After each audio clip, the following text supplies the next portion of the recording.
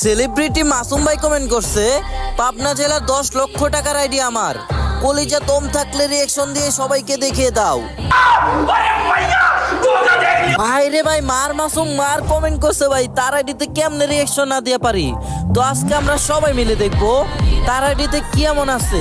কিন্তু তা দেখার আগে আমার ভালোবাসার কলিজার বন্ধুরা, আমার 2 লক্ষ ফলোয়ার হতে অল্প কিছু ফলোয়ার লাগে।